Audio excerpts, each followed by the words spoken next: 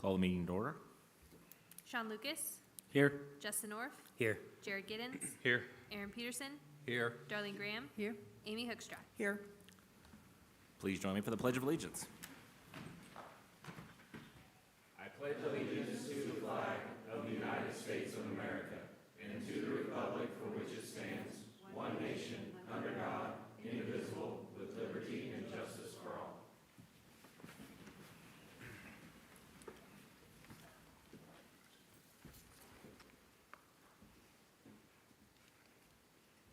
I'm delaying so Matt can bring the backdrop.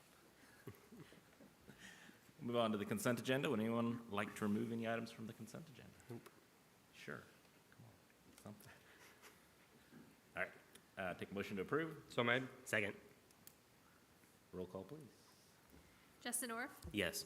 Jared Giddens, Yes. Aaron Peterson, Yes. Darlene Graham, Yes. Amy Hoekstra, Yes. Sean Lucas. Yes. Here he comes. All right. We'll move on to our proclamation. Whereas libraries are the heart of their cities, towns, and schools, fostering a sense of belonging, and whereas library services and resources extend far beyond the walls of their buildings, and whereas libraries strive to develop and maintain programs and collections that are as diverse as the communities they serve and to ensure equality of access for all, and whereas libraries create trusted, safe spaces where people can come together to learn, grow, and explore ideas, and whereas libraries spark curiosity by motivating individuals to explore their world in new ways through technology, programs, and services, and whereas to adapt to a changing world, libraries are expanding resources and continuing to meet the needs of their patrons, and whereas the City of Nixa encourages all residents to explore the services and programs our library has to offer, and whereas libraries and library workers join library supporters and advocates across the community and nation to celebrate National Library Week, I therefore, I, Brian Steele, Mayor for the City of Nixa, do hereby proclaim April 3rd through April 9th, 2022 as National Library Week in the City of Nixa.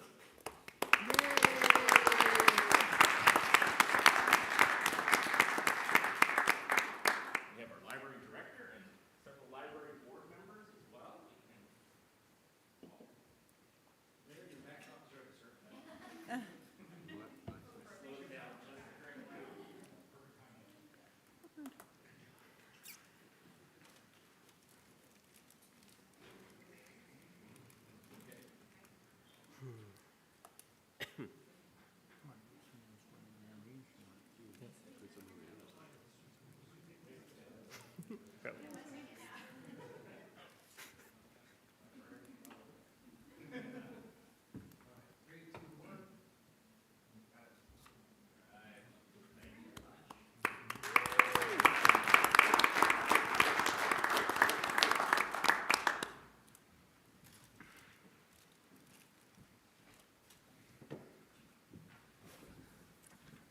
I remember how excited we all were when we heard that we were going to get a library in Nixa. So excited. Something I know you guys had worked for a long time, and we were very happy to have that. I think it's been a great addition to our community in a lot of ways. So thank you all for the work you do, and thank you for the board members as well. All right, we'll move on to our visitor section. Do we have any visitors? I don't have any scheduled. Okay. I will leave the visitor section open if anyone would like to speak. Now would be the time to do so. Sure. Come on up. Diane, if you want to come up to the podium and then stop and see Cindy, I'll need you to fill out a speaker card for me. Oh, When you're she'll done give you a little speaking, card just to fill out for afterwards. Will do. My name is Diane Davis. I own Diane Davis Consulting. I was formerly DL Media. I've been a marketing person for 30 years. I've owned my own ad agency for 25 years. I am here to speak about the logo and rebranding of the city. I've looked through the documents that were on the website, on the calendar earlier today, and I just want to say that I think it's a very positive move forward and for a new look for the city. I think it's modern. I think it's important to have all the different departments have a cohesive look with font and color scheme, and I think that this rebranding is long past due. I know that there may be some people who are grumbly about it because you're not going to make everybody happy all the time. It's impossible. But I think a new, fresh look fits what Nixa does. Nixa, the X that is on the new proposed city seal is put in an angle to where it says X marks the spot. Nixa has marketed itself with the X for years, and so has the Chamber of Commerce as a place to X marks the spot to live, work, and play. The Chamber has used that, and using the X as a bigger part of your logo and a bigger part of your branding says that this is where it's happening. You need to pay attention to us. Nixa is a thriving modern city, and having a new modern look is an important part of that equation. I know you're not going to make everybody happy. There's different ways to use the X, and some people are going to look at it in a negative way, and other people are going to look at it in a positive way. There's been a lot of X's used on flags and banners across the years, and there's many countries that use an X. There's many saints in the religious circles that have an X as part of their, but then there's other negatives to people using X's over the history. You're not going to make everybody happy. But what I do think is important is that you find a look that best represents Nixa, that is clean and modern and cohesive across all of your departments, is going to give a boost to your economic development, because people who are moving into this area are going to look and say, you know what? These people are all going the same direction. It looks good, it looks fresh, it looks new, and it better represents the community. And so that's what I have to say about it. Thank you, Diane. And the card I fill out is where? Oh, Cindy will give it to you there. And we will leave the visitor section open.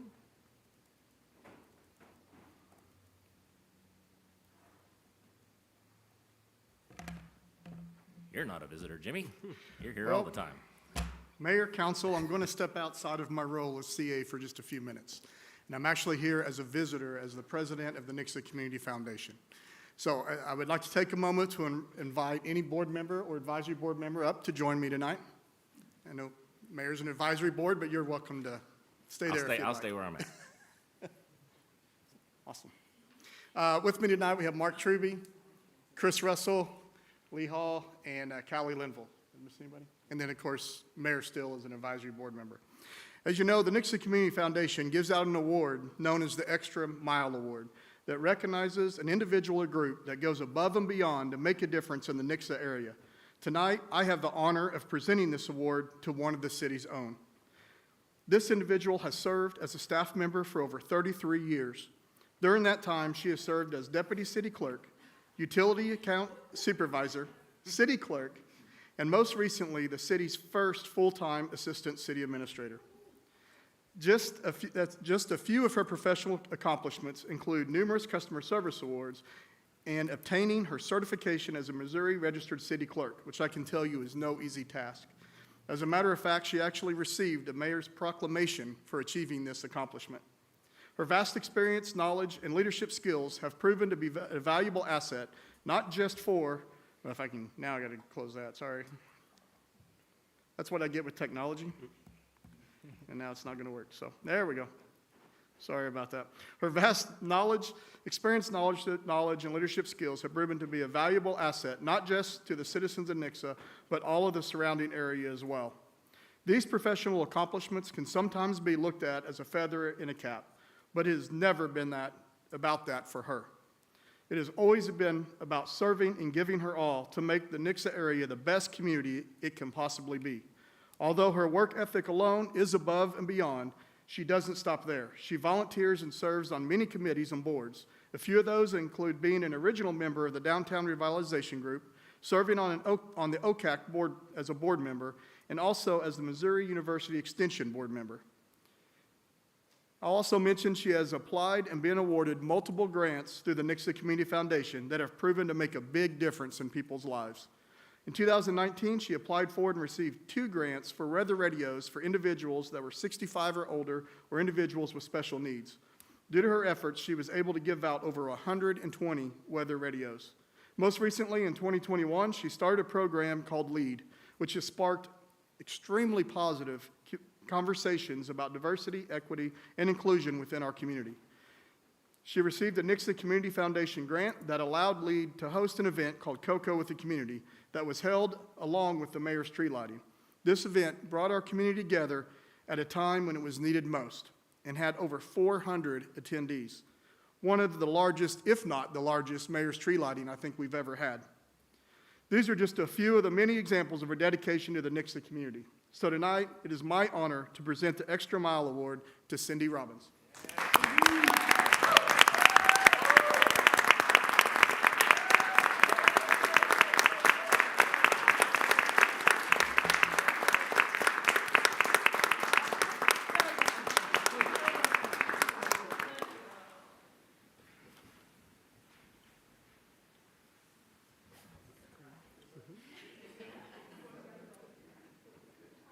Do you want me in the photo, Brian? Do you want me in the photo since you're part of it? He was just sitting back watching it all.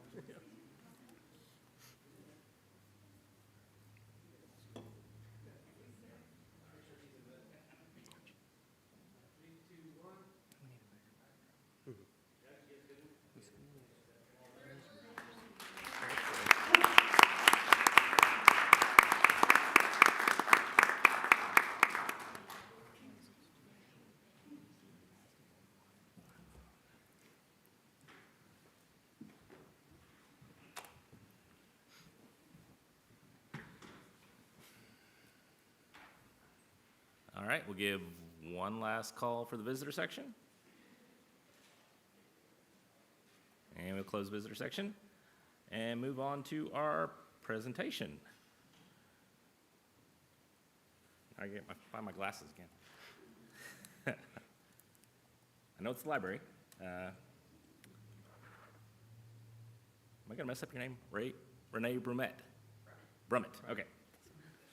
Christian County Library.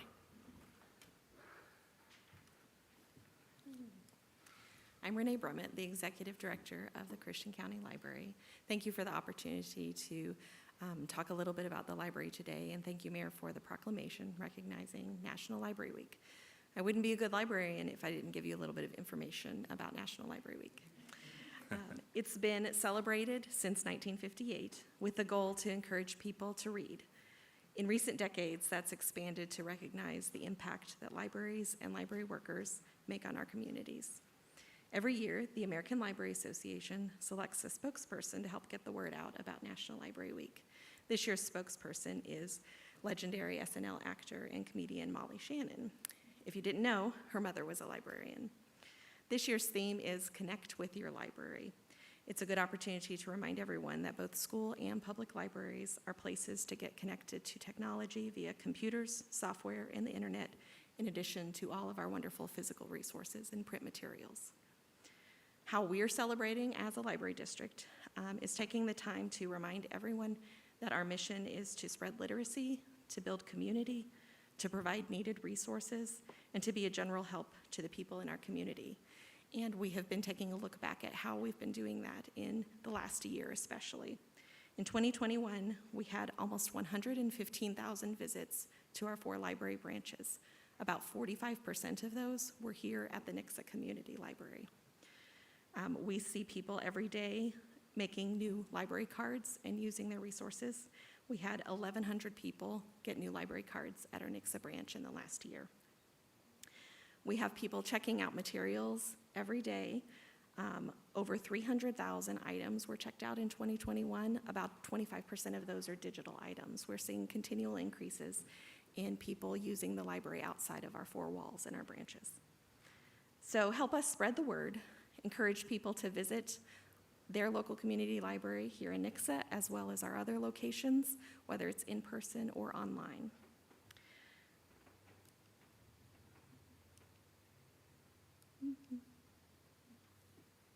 There we go. For those who don't know, yes, of course, we have books. We've always been about books, but we have so much more than books. We're truly unique places that are open for everyone, and we encourage lifelong learning, entertainment, and are places for community engagement. It would take hours to talk about all of our resources, and don't panic, I'm not going to talk for hours. But I did want to hit some of the highlights of what we offer. Lifelong learning is something that we are very passionate about. We have a collection of over 80,000 physical items and 900,000 digital items that people can access. That doesn't even include the millions of items that we have access to through partner libraries across the state and across the country. We have local history and genealogy collections. We have home delivery of materials if people have accessibility issues in getting to our facilities. And we have research databases where you can learn about whatever you're interested in, from car repair to learning a language, to finding that perfect home appliance by using our consumer reports database. We also have access to technology through our high-speed internet that we offer with our computers in the library as well as our Wi-Fi. The Nixa branch saw more than 5,000 hours of computer use in the last year, and even more Wi-Fi use at our facility. We have printing, scanning, and faxing, and we have one-on-one technology training classes that we offer. So whether you're struggling with how to use that new iPhone you just got for Christmas, or need help setting up an email account for the first time, the library can be there to help you. We also provide entrepreneurship and small businesses with resources. We've got research tools to help market and learn about consumer spending habits. We have notary services that we provide for no cost. And we also have a new resource called Udemy that allows you to take online classes ranging from customer service management, OSHA compliance, recruitment, digital marketing, all your Microsoft products that you need to learn to be successful in your business. And then community engagement is something we are also very passionate about. We're all very active in the chamber in our 4 locations in outlying areas. We provide study room and meeting room space in all 4 of our branches. Voter registration, polling locations. Nixa is a polling location for upcoming election. And you might see us around with our bookmobile and in parades, and also at community celebrations like Sucker Days here in Nixa. We try to have a presence and make sure we're connecting with our people, whether they are coming into the library, seeing us online, or out in the community. So if you ever have any questions, please feel free to stop by virtually or in person and ask any of the librarians or staff there for help. And I would like to say especially that Tuesday of next week, National Library Week, is Library Workers Day. And that is a day that we really celebrate the staff who help make everything happen at the library. I've been at the library for just under a year, and I feel like I've hit the lottery when it comes to the staff that we have. They're amazing staff and have a great passion for serving our community. So be sure to thank them if you see them out and about or in the library. Thank you. Thank you very much. I want to add something to that. If you'd like to do something with the library, you can become a friend of the library, and they will gladly put you to work. If you have books that are gently used that you don't want anymore, you can bring them to the library, and we will sort those and box them, and we will resell them at the 2 book sales that they have every year. When's the one in April? It is April 6th? yes. There's one in Ozark on April 6th, and the one in Nixa is, I think, in September, October. Lots of great books, lots of good buys, very inexpensive. You can drop by anytime. We've got books out there you can pick up for $1 or 50 cents. It's a great service. I love doing that stuff, so. And we do have an events calendar that I believe each of you have, as well as there's some out on the table in the lobby. So if you want to participate in some of our community offerings, please feel free to come visit us at any of these events that might interest you. I have a question really quick, or just a request. Could you just talk a little bit more about all of the different items, objects that people can get from the library? Because I think a lot of people may not realize that that's even a thing. We have a library of things. This is something that is kind of unique to Christian County Library. We've really invested in this. You can check out fishing poles. You can check out a cake pan. You can check out a stand mixer. You can check out board games. You can check out a ukulele and learn how to play it. So we try to have things. This is really part of that lifelong learning, that we want to make sure you have opportunities to learn new things without having to make that initial investment yourself. And it provides people who may not have the ability to purchase those things themselves an opportunity to enrich their lives. Thank you. You're welcome. Thank you. All right. Thank you.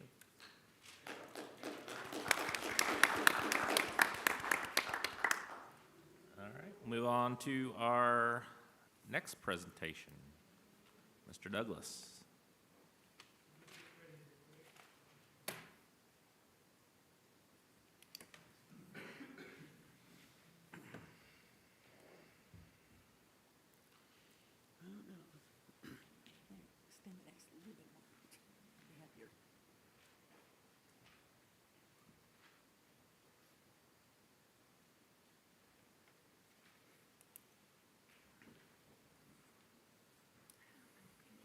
Good evening, Mayor and Council. I've got a special guest with me tonight. This is Matt Noblett. He is a branding consultant. At least he's working in that capacity for us. I wanted him to be here tonight because he's been really integral in doing a lot of the design work that you see here. I mean, he's done the work. We've talked through ideas and stuff like that, but he's the artisan with the skill sets to actually make this stuff happen and create these the artwork, the visual elements that go into a brand identity. And so I just wanted him to be able to be here tonight and for you guys to be able to meet him and ask questions and stuff like that. And so we're just going to go through kind of the history of kind of how we got to today really quickly. Is that Matt Noblett and I had kind of been in a relationship. He's a professor at Drury, and he's got a background in graphic design. He'll talk a little bit more about that later in just a minute. But he and I had kind of built a relationship because I was looking for interns to help with communications and with graphic design a few years back. And so he had helped me find an intern, actually, that was one of his students. And that relationship just kind of developed into conversations about our branding and how to be more consistent and how to do it better. It's one of those areas I didn't have a formal education on that side of things when I came into my role in public relations and communications. And so I very much appreciated all the kind of the education and the help he's been giving me. And that developed into some conversations about, well, you know, what could we do to make our branding better? And it came into a conversation where we actually talked to the mayor and city administrator and the assistant city administrators in August of last year, and just kind of kicked around the idea of, hey, you know, we think it might be worth us to look at the possibility of maybe updating and refreshing our brand for the city. And there was some reasons behind that, and I'll get into that kind of as we go through the presentation here. And we were kind of given the green light to explore. Just, okay, go look into it, see what you come up with, see what you guys think. Well, this is the culmination today of that exploration. We've gone to the drawing board. We've put in a lot of hours. Matt's done hundreds of hours of work, if not thousands. We've probably talked at least once a day, every week, if not multiple days a week, and kind of developing this stuff. And it's been a fun project, and just kind of working through kind of what could our identity really be, and what really conveys what Nixa is, what might be an improvement off of where we currently are today. And we are having problems with the clicker. Problems last week, too. So, let me do this.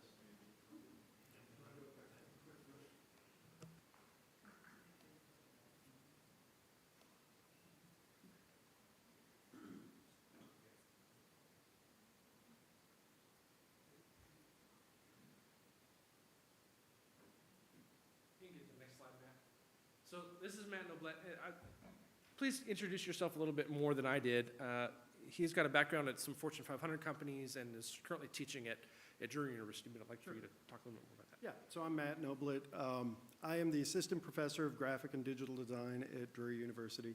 So I head up a program similar to, you know, what we're doing here, pretty much a mirror image of everything we're doing here. My background, I started with Drury in 2017 after a really long career working with several Fortune 500 companies, as well as ad agency work. Prior to coming here, I was the executive director over desktop and application design for a Target Corporation up in Minnesota. So similar kind of work, except on the digital side. Prior to that, it was Express Scripts up in St. Louis, and I headed up both creative direction for a while, then user experience design. And then prior to that, it was Sam's Club at Walmart corporate offices doing design work, as well as later on digital design and heading up the design teams for samsclub.com. Part of the work we did, too, to talk about it, you know, briefly, is we explored marketing, brands, branding, brand identity, and really what that meant. And what we took off the table was marketing, really the selling of product and services, because it really wasn't appropriate to building an identity. We focused on the brand. So in the brand, we kind of explored the relationship with the community and what Nixa means to people. Then we took that to the next step, which was branding. It's the process that you use in developing that and how you go about it, and put all our efforts after that into brand identity. And that would be the logos, the colors, the typography, everything that you guys use every day to put a message out and to share with the city and the community at large. So at the end of that, you're going to see pretty much what Drew has here put together, which was the culmination of all that work. Covered? Yeah. And you can get the next slide, Matt. So what are we proposing and why? And you can go right into the next slide here, Matt. This is the current family of brands that we have today. We've got our Nixa city logo there in the upper left, and then we have the city seal. A lot of people get these things confused. They think that they're both logos. Actually, the intention is for that circle is the seal is to be the symbol of the official capacity of you, the city council.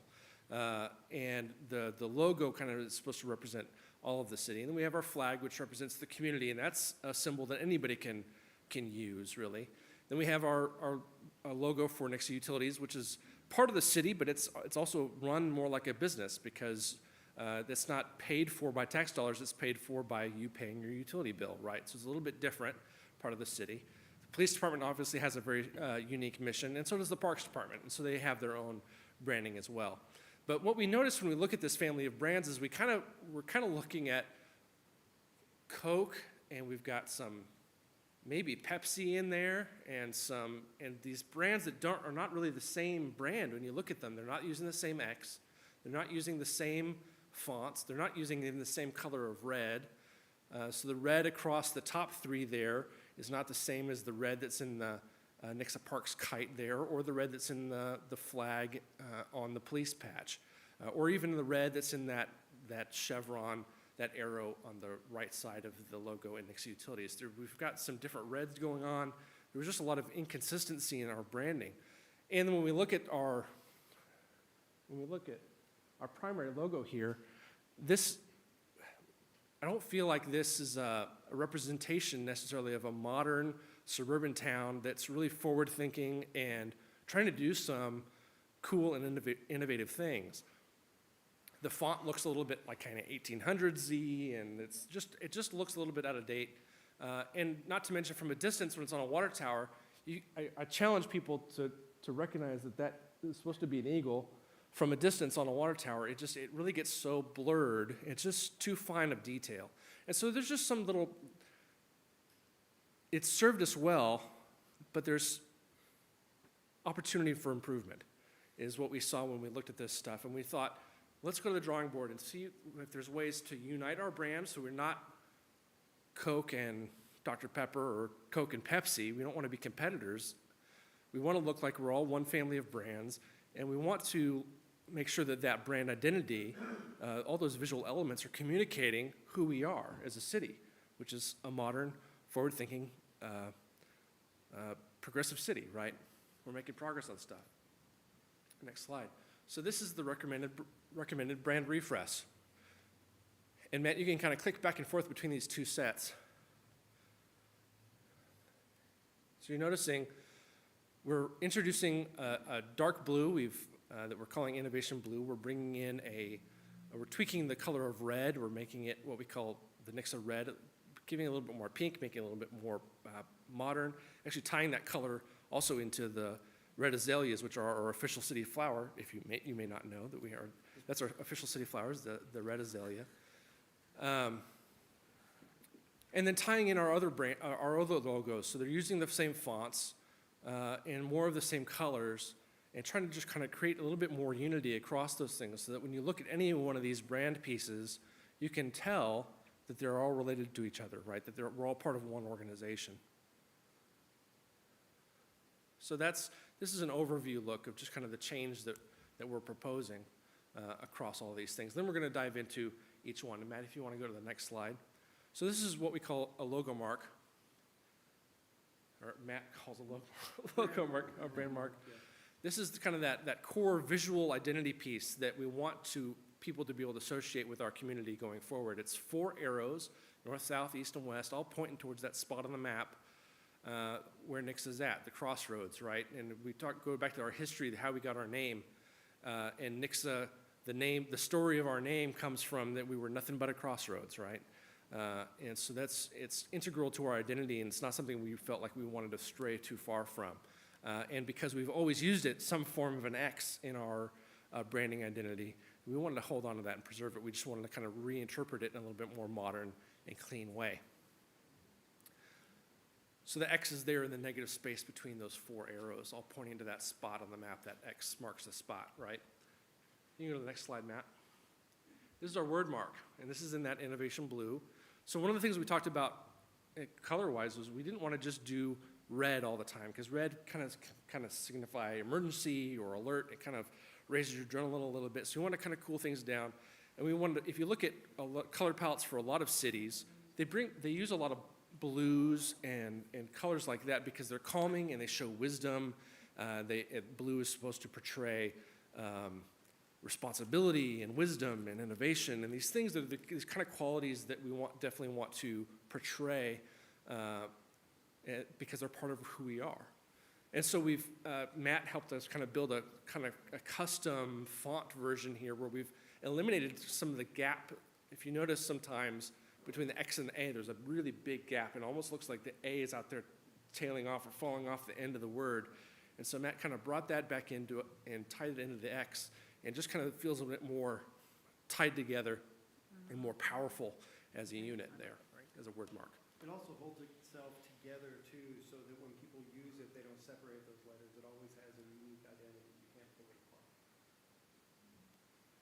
If you want to go to the next one, Matt. So now we kind of start combining these elements, right? A local combination mark. So locally, if you're from the 417 region, you've heard of Nixa. You probably know that Nixa's south of Springfield and north of Branson, and that we're between Ozark and Clever, right? You know, kind of more or less where we're on the map. And I think that this is a strong local combination mark for us, putting those two elements together. You go to the next one, Matt. This is where what we call our global combination marks. And this is giving that indicator because people outside of the 417 area may not know where Nixa is on the map. They may not know that we're even in Missouri. And so we felt like it's important still to integrate that into the logo mark that we're going to use most of the time in most contexts because especially if we're trying to bring in talent from other parts of the country, we're trying to attract business investment, or even trying to attract residents. We've seen, obviously, there's a lot of people that are interested in coming to Nixa from other parts of the country. We need to continually kind of remind them, hey, we're over here in Missouri, even though we are the only Nixa in the world. But seeing this side by side, you really see the difference in I feel like this really highlights that contrast of the crisp and modern, powerful, strong kind of logo that we were going for when we set out, as opposed to the thinner X and the narrower, older-looking font and things like that. One of the interesting things about this too, when you look at it this way, you can see all the arrows pointing throughout it. You have the two X's with arrows pointing. You also have shapes within the N, the A that are kind of directional as well. So it kind of has a really good movement to it. You go to the next one, Matt. One of the things we wanted to do was, while Nixa Utilities and Nixa Parks and Nixa Police have already had their own branding in the past, Nixa Public Works and Nixa Development have not. And so we wanted to bring them into the fold to give them their own kind of sub-branding, if you will, for those departments. And so this is what we would do for them, or what we're recommending for them. You go to the next one.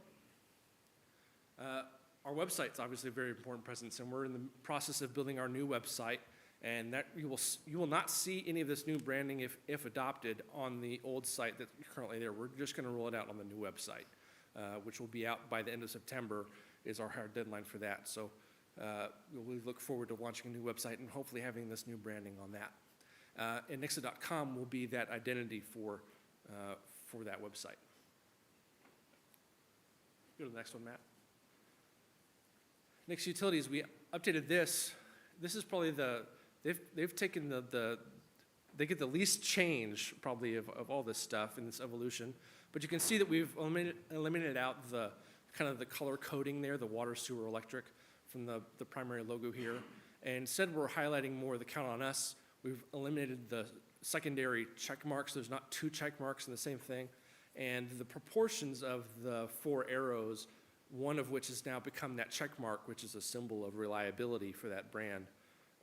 Count on us, reliability, right? That's the main message that we want to try to get across for that brand. We've tied all those elements in, and we're using the same red, we're using the same green that you'll see in parks, and we're using a blue that's also going to be in the city's color palette. You're not seeing in the logos, but you will see that in other design elements of documents and graphic design and website and things like that, you'll see this blue that's on that left chevron there. Go to the next one. And just like the current utility departments have their own logos like these, we've just updated those with the same font and colors. Same look. You know, the next one. The police department will also adopt this new look as their primary kind of civilian logo, if you will. So this might be the logo that would actually be on the front of the department or the building, or it might be on the shirt of the chief or the administrative staff or the folks that are not currently in uniform responding to emergencies, right? That there's some kind of differentiation there in their uniforms.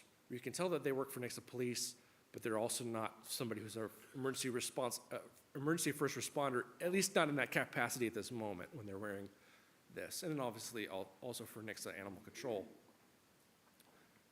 You know, the next one. And for those first responders in uniform, obviously we use the patch on their uniform to indicate their authority and their that tying into that special mission that they are serving in.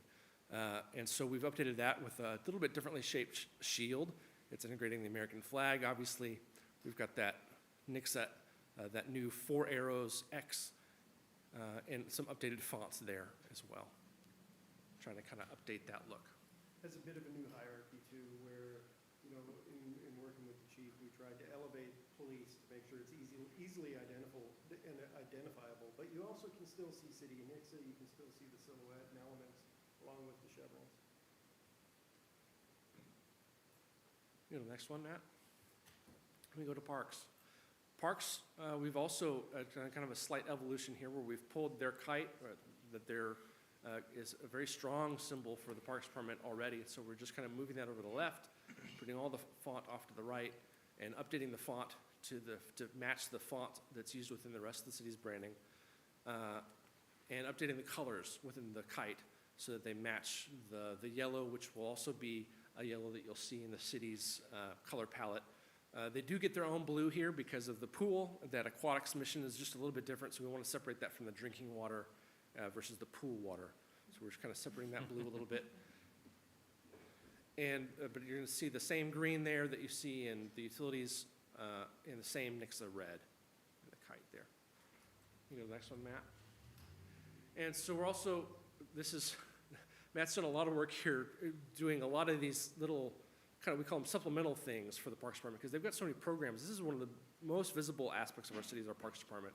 And so creating these little they're not really logos, but there's these supplemental graphical elements for each program to indicate those and adding those to their toolkit that they can use on different marketing materials and things like that, uniforms, jerseys, et cetera. Yeah, we made over 200 variations of logos and elements like these graphics. So it's been a very thorough project. So when I say we've been working on this since August, this is why. You can see the breadth of the project that Matt was working on for us here. You know, the next one, Matt. The Parks Facilities full logos, and don't worry, Matt, these are not the final ones. We talked about making some changes to a couple of these, and we're going to do those, but this is the last version that we had for that discussion. So you can see we're going to kind of have each Parks facility, each location will have its own little kind of logo mark, if you will, to tie into the branding. Can you keep going there? So, what this all builds to is a new city flag and a new city seal. Those are the official symbols of the city, which are adopted by you guys. The city council is in charge of selecting those official symbols for you and for the community. The flag is a community symbol, and the city seal is a symbol of your authority that you would stamp on some official business coming from city council, correct? So, these are the two pieces where, as we've gone through the whole design process, we've kind of gone through it backwards and kind of figured out what's the logo, what are the colors, what are the fonts, what are these shapes that we want to use, and then going from that, and we've figured out what we recommend as a proposed city flag and what we recommend as a proposed city seal. However, this is up to you guys. The rest of the branding is kind of under Jimmy's purview. If with your blessing, I don't think we want to do this without, if there's some objection to the direction that this is going or this is not looking correct, then we don't want to adopt something that doesn't feel right for our community.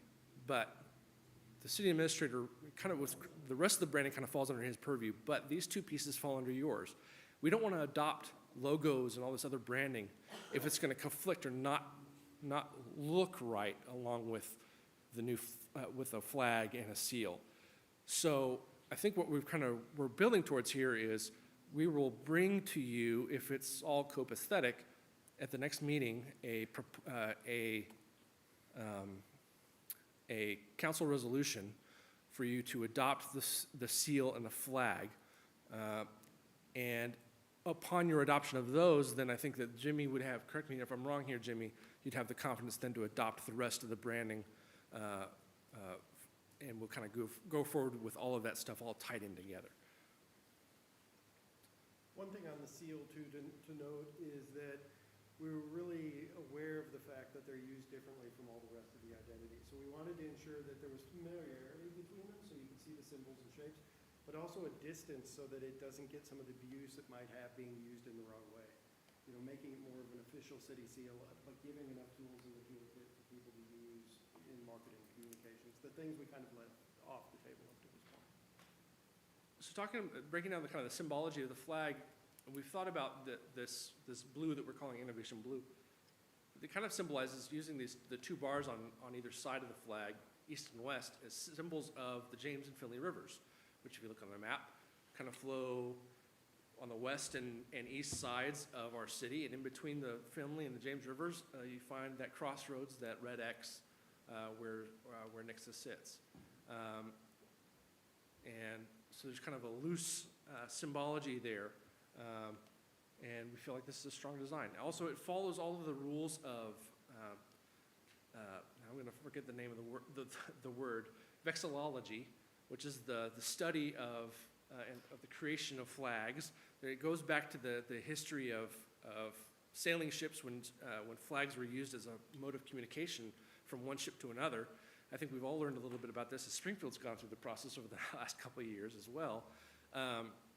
But some of those rules are you should not use things with fine detail like we have here with our little silhouette here. You're not supposed to do things like that, and it should be what's the word I'm looking for? Symmetrical, easily identifiable, big blocky chunks, big identifiable shapes, and clearly identified colors that don't kind of clash and things like that. So those are some of the rules of good vexillology. And we've tried to follow those as we've developed this proposed city flag. Next one, Matt. And here, this is the city seal.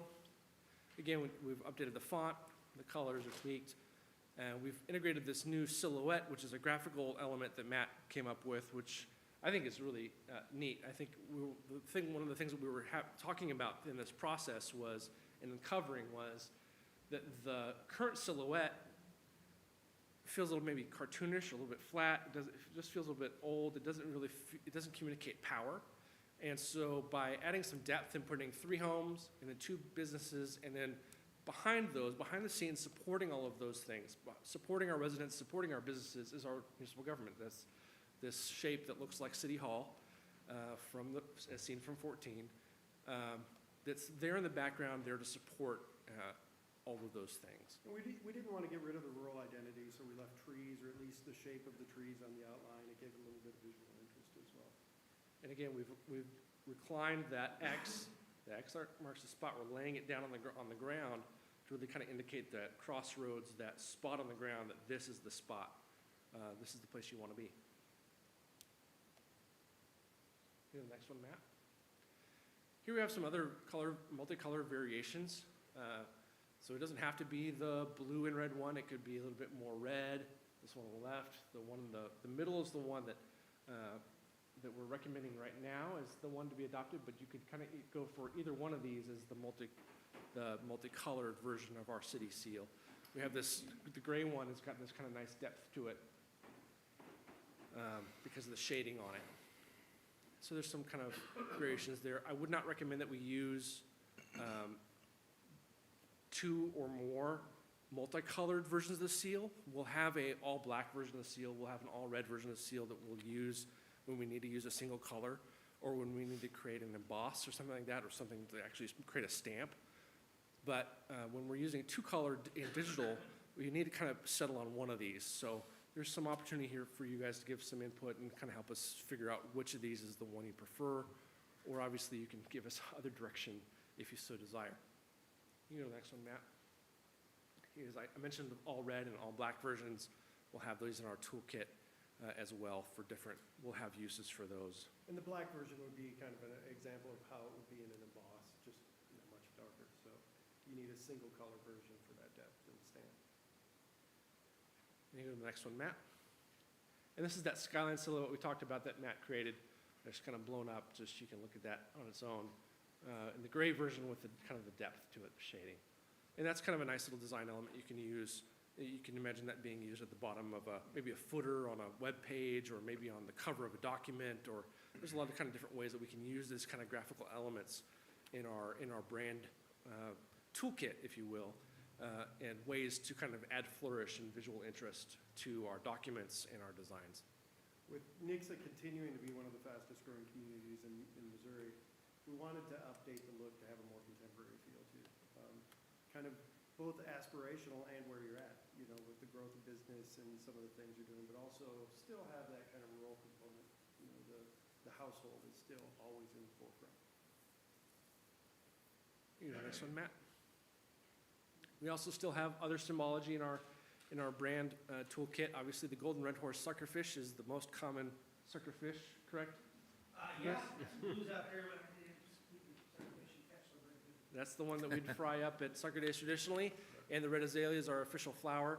It's interesting, I kind of dug around. I could not find, we don't have an official species of suckerfish yet on the books, so there's an opportunity for us to do that as well. Maybe make the golden red horse our official city fish at some point. And we can go to the next one here. So I've kind of done it backwards. We kind of started thinking about the words to kind of give us inspiration to get to the designs, right, that fit. But so we're going to kind of talk about it backwards here. But most brands would have a single brand promise that what's that thing that we want people to associate with us, as that they know that they're going to get from us anytime they deal with us. What's the brand, what's the promise that we want to give and we want to deliver on every single day? Well, most brands would have just one of those, but I think we really need to have two because we're a city. And so we have a community brand promise, which is, and I've tried to kind of distill that here, is Nixa is a place that people love to come home to. Whoever you are, you can find your place in Nixa, right? That might be the brand promise that we want to communicate. And then we have another brand promise, though, that's for our organization, right? As a municipal government, we have the next slide here. Our municipal government is committed to enhancing quality of life for all our neighbors by providing exceptional, reliable, and innovative public services which facilitate forward progress. That's the promise of what we are. When you deal with the Nixa municipal government, that's what we want to try to deliver on, right? And so those are kind of the words that we try to draw inspiration from as we were designing all of this stuff. You know, the next slide. And so this all builds to marketing. I think that when we kind of set out on this mission, part of what we were talking about was how do we use our branding to help us with marketing? How do we sell ourselves to people who might invest in our community by bringing a business here or expanding their business or growing their business? How do we encourage people to continue to invest in Nixa by moving here, right? By bringing their families here and bringing their talents here. And so we didn't want to have a single tagline tied to the Nixa identity because I think that there's going to be more use for us to, because of all the different things that we do. We have a parks department, we have a police department, we have a utility. We're trying to do economic development. We're trying to provide a safe family environment for our residents, right? There's a lot of different missions at play here. And so we didn't want to tie ourselves to one single kind of tagline. So we instead are going to kind of focus more on attaching marketing campaign slogans to different marketing missions, if you will. So some of those ideas that we've developed in this process, these are things that we might be able to use with the new branding going forward. For resident attraction, for example, you might just say, find your place. You can go to the next slide, Matt. You can see here, I've worked up just a little example of what a print ad might look like if it was kind of more horizontal layout. Move to Nixa, find your place. We've got a short commute to the outdoors, great schools, strong community spirit, right? You go to the next one. This is kind of a billboard concept. It's just our logo, find your place. You go to the next one. This kind of crosses the line from resident, but also investment attraction. X marks the spot. You know, the next slide here. So this is what a billboard might look like for that campaign. X marks the spot. You know, the next slide, Matt. Another economic development campaign that we might do for marketing is let's multiply your business by the power of Nixa. Because that X is, in mathematics, is a multiplier, right? You take a number, X, another number, right? It's multiplication. You know, next slide. Your business times Nixa equals growth, right? Let's multiply your business by the power of Nixa. Let's work together towards that. That might be a quick read, print ad. Next slide. We have a billboard concept here. Multiply your business times Nixa. X Nixa. Next. We turn suckers into success stories. That one got Next vetoed. slide here. That one got vetoed. I like it.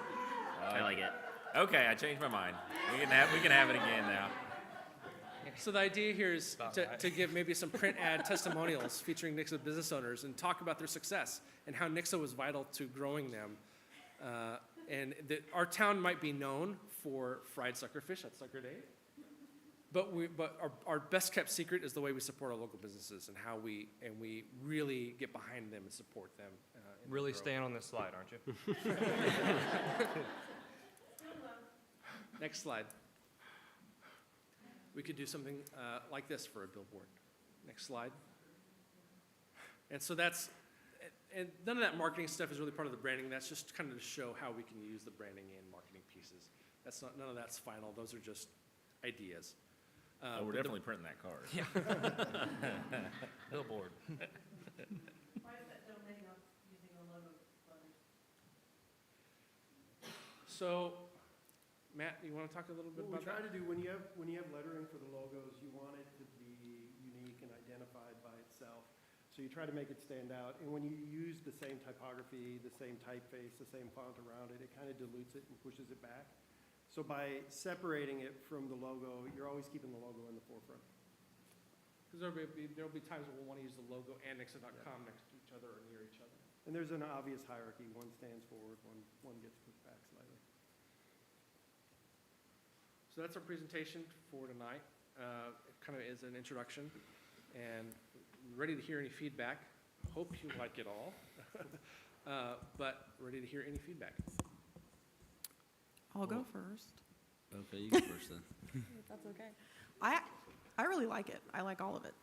I'm not wild about the flag because it just seems really boring.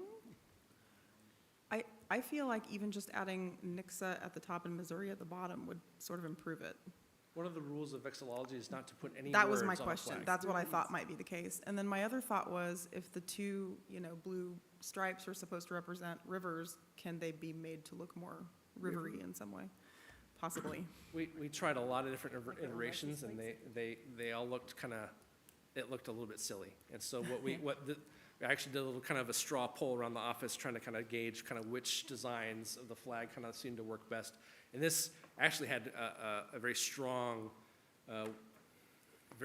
was recognized as the leader among all the different iterations we did. We tried several different things with thinner bars and bars Right. with slant and maybe squiggly bars, and we tried all kinds of different stuff, and this felt the strongest. You tried a bigger X on it? We did. We tried smaller and bigger, and this felt like the right balance. Bigger might, approximate something else too much. Oh, I had a question. Did you come up with a tagline for the Parks Department at all? No, they already have one, Oh. so they And that's use, gonna stay. what are you up for? What, and that would stay the same, okay. I was just curious as to why I don't know what to call them, the logos for the, Public Works and Development and the police and the animal control were all identical. like even with color. Was there a reason for that? Yeah, the idea there is that we're one organization and really trying to kind of tie all those, some of those missions really closely to our core organization, and then with certain reasons, allowing other sub-brands, if you will, to be a little bit more visually distinct. So the utilities, the logic there is because it's run as an enterprise, it's funded differently, fundamentally. It's funded by paying your bill, not by taxes. So it deserves to be a little bit different. Parks also, because of the nature of their playfulness and their activity and all that stuff, we felt like that also continues to need to be a little bit separated from the rest of the city's branding. And that's why they've continued to have their kite and their own little X that's within the negative space of that kite that they'll continue to hold on to. One more consideration on that too is that the plan would be to never have multiple logos for departments on the same page. You could use the overarching Nixa logo and then represent those, but you don't want to have 4 or 5 or 6 logos on a page. So you would always have one identifiable, which would, in most cases, be the straight Nixa logo. Right.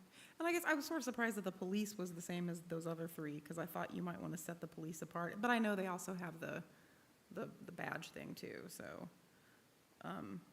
And then I vote for the seal with the blue. That's just my vote because it matches the blue everywhere else. So I think it'd be kind of weird to introduce gray at that point. And then the only other little super nitpicky thing is that on all the different park offerings, t-ball and baseball and all that, I understand that you couldn't stretch t-ball because it's too short, but to me it would make more sense for it to be centered. And that's super nitpicky, but that was just the thought that came across my head when I saw it. So. And that's why we gave them the 3 different options there in their But toolkits. but even on the left one, I feel like it might look better if it were centered. I don't know. We played with that, and we felt like this was the best way to kind of crack that egg. And by giving them these 3 sets of things in their toolkit, depending on whether it's a jersey or a flyer or part of the website or whatever, then Matt and Katie can kind of use the tools that seem to fit best and look best for that context. Okay. Well, that's all I had. I really do like all of this, and I appreciate all of your work, Drew and Matt, especially on this. I can tell you put a lot of work into it. So, first of all, I agree. I think having a unified brand is definitely important to our organization.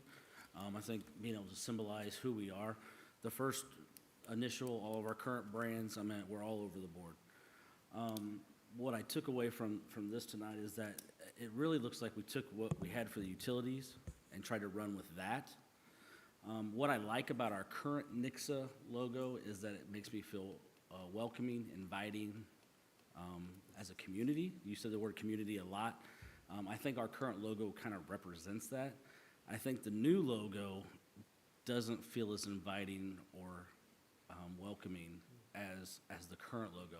Do I think that there's some things with our current logo that could be changed, updated? Absolutely.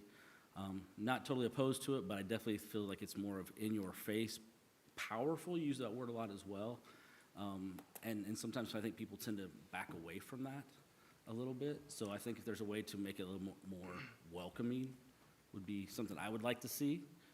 I took several notes here on that. So you explained why the blue, but why didn't we stick with the gray?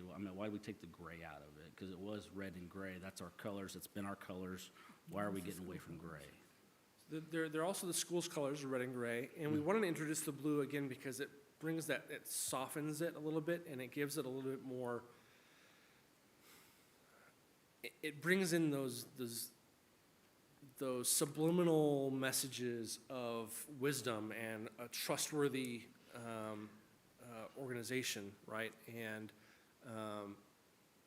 the blue is, it also comes down to just design. When we were mocking up web pages and documents and things like that, the red and blue really contrast each other really well with the white. You get that red, white, and blue, right? Obviously, as our national colors, and it kind of harkens to that. And it felt to us, it made it more friendly as well, because some of the things that we looked at initially were black and red, were all red, and it did feel a little cold, or like what you were saying, we felt like bringing the blue in also made it a little bit friendlier. And think of it in terms of hierarchy too. When you put the gray up against the red, it pushes the word back. So even in the current logo, you can see that Nixa isn't as strong as some of the other elements. And what you want people to do is read it right away, not get distracted by the symbols or the shapes or things going on, but really see the word. So we did use black for quite a while. We toned it down just a hair with blue, kind of a happy medium, but we still wanted it to stand in front of everything else. So you mentioned that that was red and gray as the school colors, or were you trying to get away from that as well? No, not necessarily trying to get away from it, but trying to differentiate, because it also helps the public understand that we're different organizations, right? Sometimes we get that confusion. The average person doesn't necessarily know that the mayor does not oversee the school district, right? That there's no crossover there between our organization and their organization. We have different boards. And so having some kind of visual kind of underscoring and differentiation there, it's not to distance ourselves from them, but it's to highlight that we are different organizations. Yeah, in the many versions we did, there was a comment about using kind of the utilities logo. We actually did all sorts of variations and symbols and icons, things like that. And then through the process, we also included gray in the toolkit, but gray never really had that relationship or stood out the same way in this type of logo, as opposed to the one you have today. Sure. And now you can have another color of clothing in your closet instead of just all red and gray. Most of mine's blue anyway. Mine's red and gray. Exactly, yeah. And it being close to a navy blue, it's also kind of easy for us to replicate in a lot of different things. When you go to embroidery, we're choosing thread colors. There's generally going to be a dark navy blue that we can use. It'll be close enough to our innovation blue. So as far as the police patch, I know there's, looking at that, I don't know the word to describe it exactly. I think our current one definitely looks authoritative. It looks official. The new one, I guess for lack of better terms, I would say it looks kind of cartoonish in a sense. I'd like to see us maybe incorporate something more like what our current one is with whatever logo we decide to go with, if we were to do that. Care if I add to that, Sean? Sure. So if you look at and Matt, I might test you out a little bit here. Can you zoom in on the new one?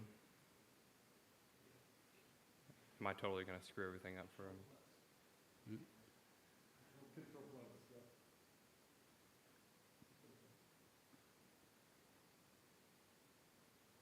So I didn't notice this until tonight, but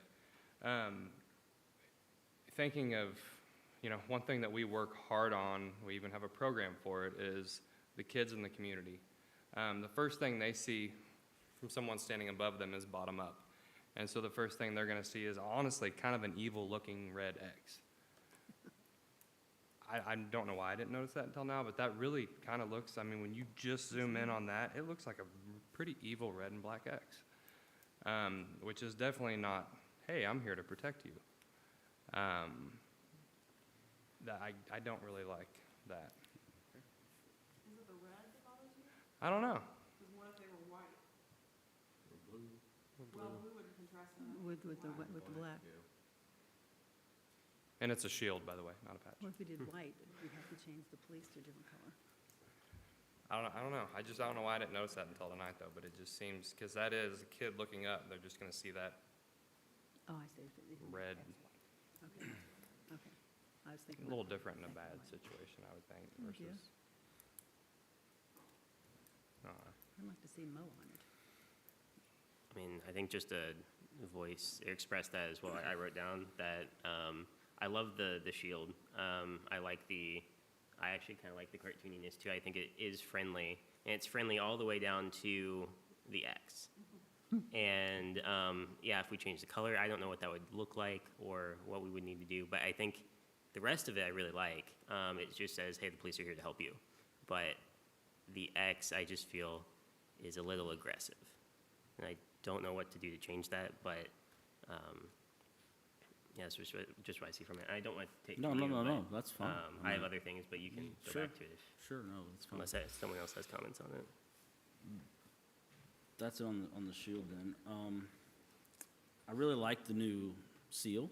I think the seal's it looks really good.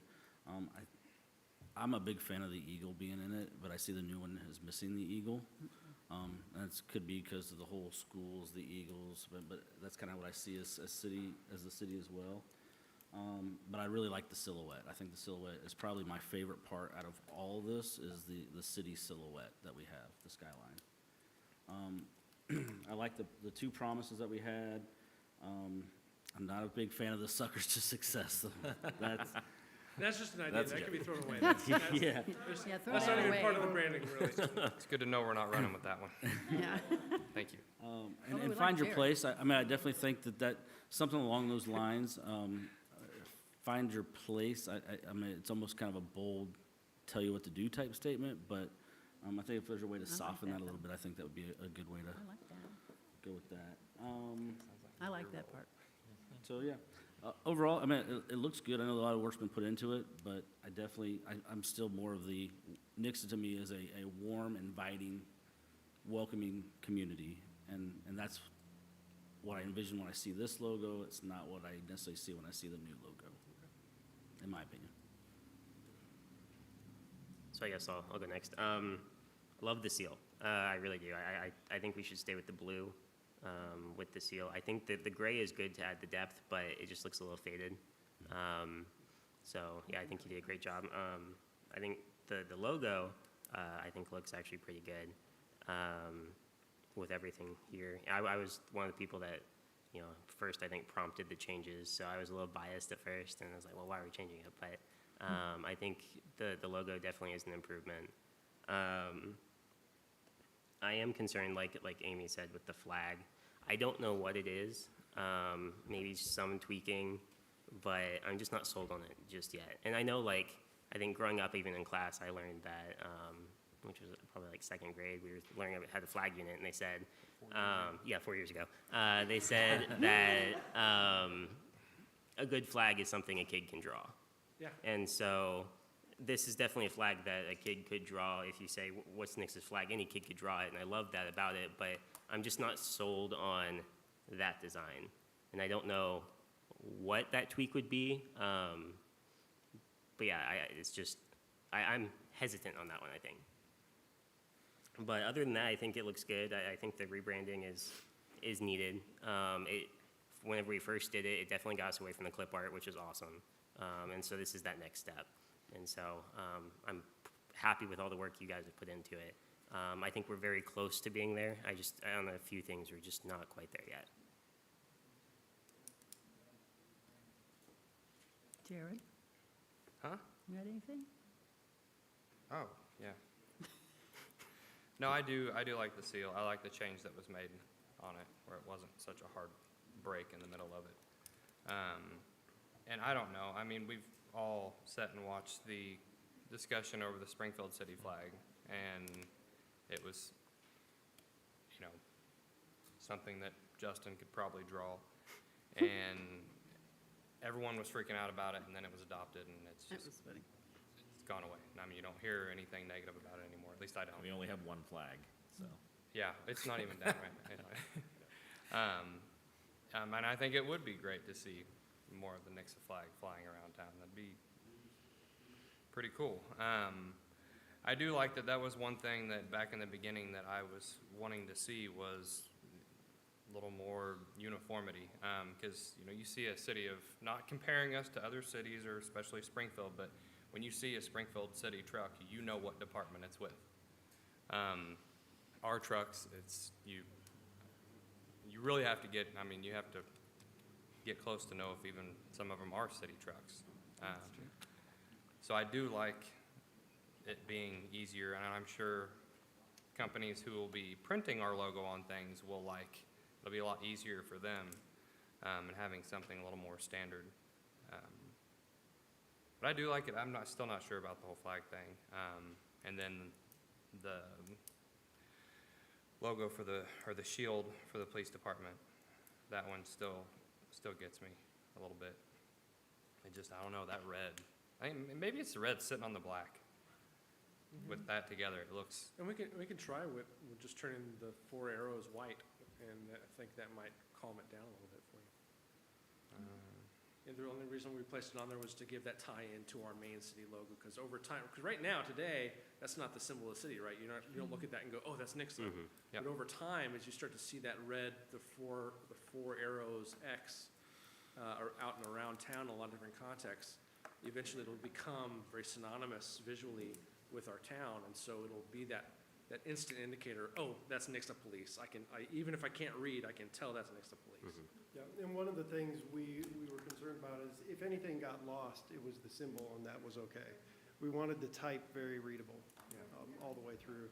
And even the silhouette that's in there, it wasn't a concern to make that stand in front of everything. We want all those elements to recede some. So yeah, maybe the red is the wrong color. Maybe we play with that, but we still kind of wanted it to push back a little bit so that if you missed anything, it wasn't police. You know, that was first and foremost.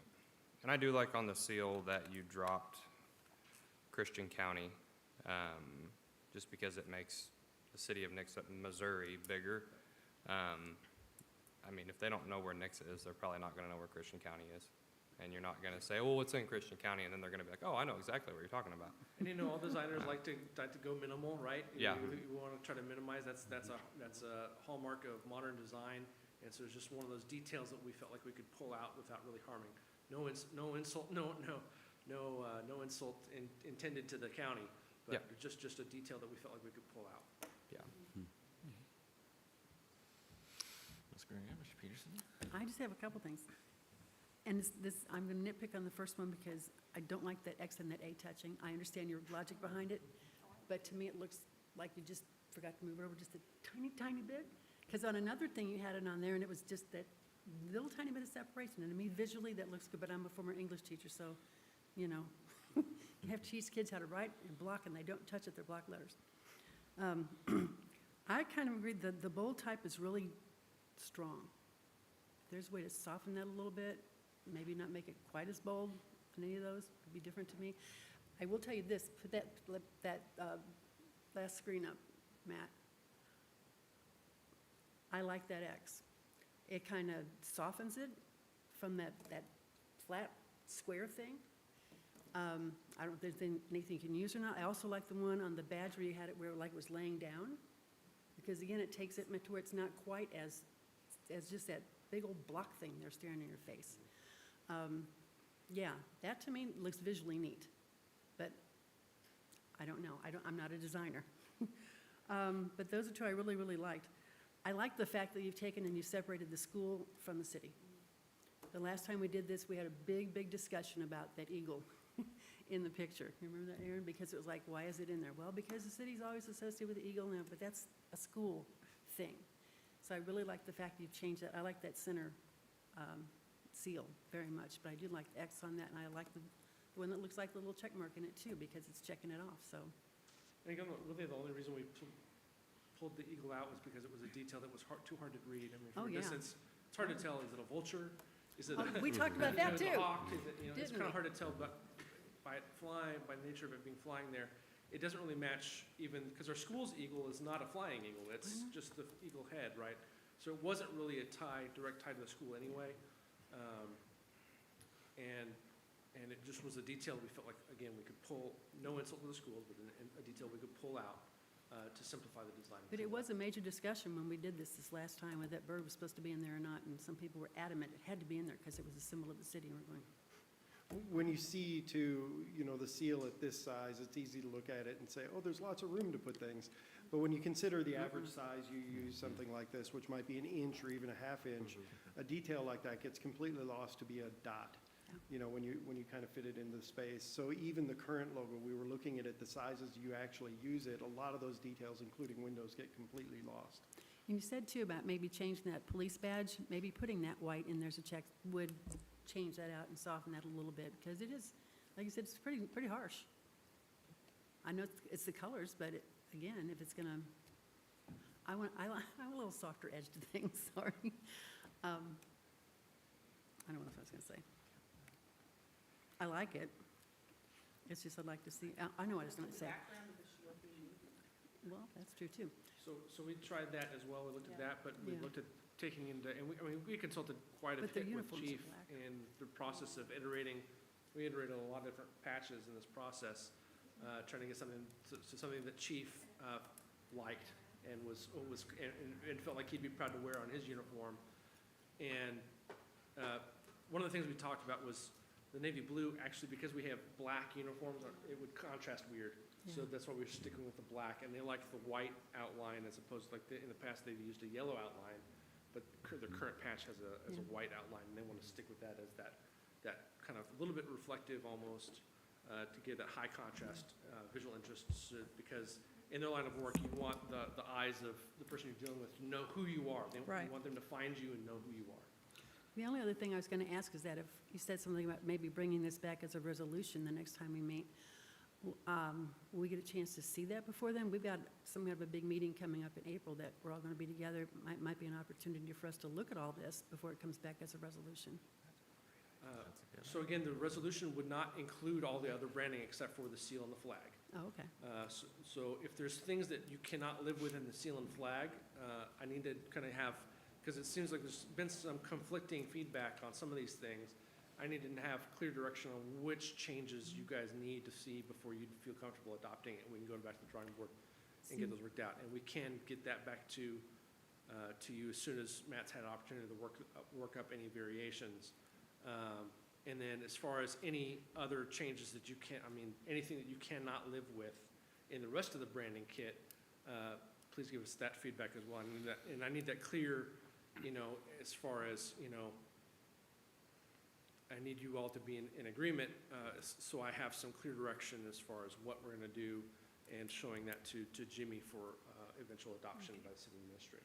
One more thing then, this thing that, you had a thing that says the website sub-brand, I like that font. It's not quite as in your face. So it's not quite as bold, a little bit clearer, it softens it a little bit. Yeah, and part of the Times reason New we Roman. chose it is exactly that reason though too. You wanted it to separate it from everything else. You don't want it to be the same as the logo. Oh, yeah. Otherwise, you can't really, differentiate one from the other when they're together. See, I like that. But that's just me, so. Okay. So, yeah, I too like the whole continuity across all departments and everything. And again, with the police badge, if we can go back and look at that. On the seal, on our old seal, we've got the red on the, kind of the banner, I guess if you call it, the ring. But on the new seal, you have it completely white. Was that so that we could do the red and the black on the other, or what was the idea of taking the red out of the circle and having the city of Nixa be white, or red instead of white? So if you go back, Matt, to the before and after this seal. 'Cause we do get comments on these all the time because they're really identifiable. The red, you can see it from a long ways away, regardless what color your suit is. Except for the red guy who wears red suits. Yeah, the idea there was just, again, had gone back at the beginning, when talking about color stuff, is trying to de-emphasize red, making it the symbol that the X should be red, but then we're trying to pull in more blue to soften things up a little bit. It's just, we played a lot of different iterations of color combinations and things like that. This is just the one that we felt like was most visually appealing to us in the design process. And so that's why we kind of brought in the blue on the rings and in the silhouette, but wanted to have the visual interest be on the X should be red, and we felt like the font, City of Nixa, should be in red as well. And so we were trying to kind of emphasize those and create, again, that depth, that separation between what's in blue and what's in red. And because red grabs your eye more, making sure that whatever we turn red should be the points of focus. In The this one case, before this one was everything- yellow, blue, and green, and had like a bear on it, I think. Yeah. So, Yeah. it's- In this case, even with considering the symbol is kind of the X, everything that's red is also type or a reference to the logo. Everything else, to your point, is kind of a separate piece. So we tried to separate those two levels to make sure you read things very clearly.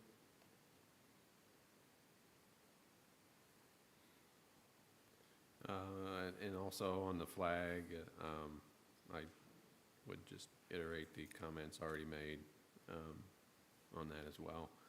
And then if you go to the parks, the programs, I kind of like the middle group myself. It's clean. But the idea is Matt can use any of those. He'll have them all, so he can put them on whatever he wants. I prefer the middle. You can. There you go. And just to seek a little bit of clarification on the flag, several of you mentioned you want some changes to the flag, but I'm not real clear yet on what changes are needed on the flag.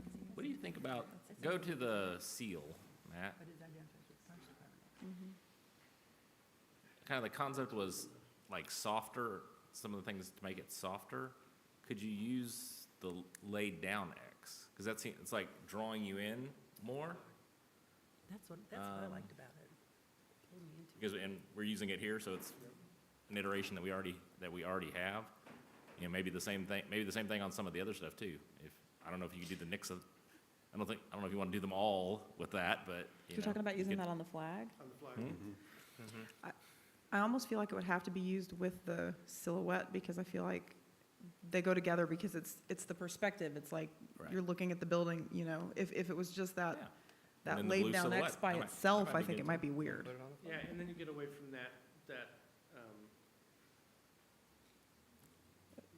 the good vexillology design is supposed to be symmetrical, Yeah. and as just North pointed out, that idea that it's supposed to be so simple that you can kind of close your eyes and you can remember what it looks like and just Yeah. draw it.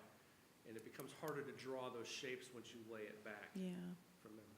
And of course, if you added the silhouette, then no kid could draw that. No young kid could draw that very well. And again, then that gets back into too much detail for a Right. flag, apart from the good vexillology rules. Again, the rules there are clear, distinct colors, big blocky shapes, and very kind of simple design, no words, and not too much fine detail. The state of, I might add, the state of Missouri, because you might look at the state of Missouri flag and go, well, that doesn't follow any of the rules. And that's been noted by vexillologists. And Missouri's kind of on a list of, we shouldn't have done it that way, but. Most national flags really follow those rules carefully. That's why you see the simplicity in them. You see some states following it. A lot of states, it's almost kind of, That's why I can't tell the difference between the French flag, the Belgium flag, the Luxembourg flag. They all Right. look exactly the same. I have no concept of which just one's bars. which. It's very simple, yeah. Doesn't look good.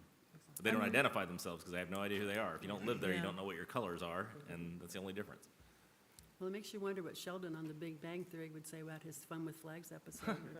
We were talking about that earlier. I mean, personally, for me, if you can't add the word, like, the one thing I thought was it would be nice to have Nixa, Missouri on there. Well, if you can't do that, then I can't really think of any other way to change it that wouldn't make it worse in the sense of being too busy or too, complicated. So I can be on board with that, honestly.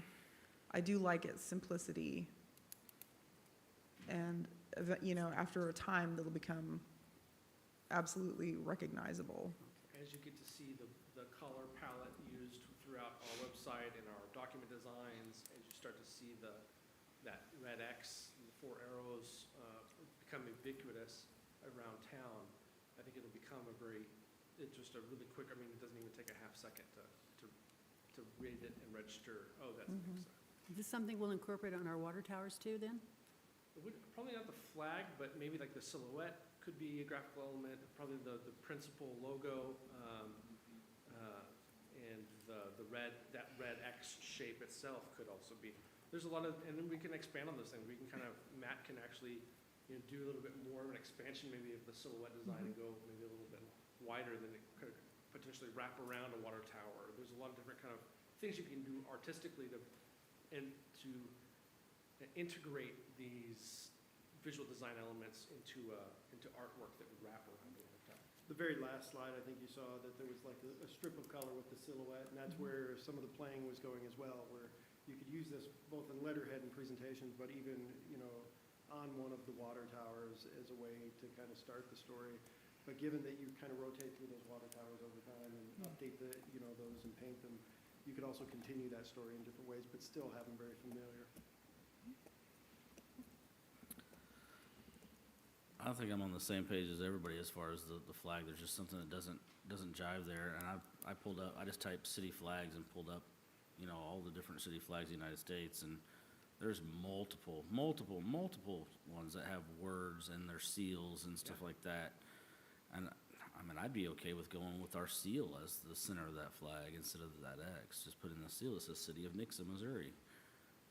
With that, I know it goes against all these rules you're talking about, but I'm looking at other city flags, and I don't think they took those into consideration either.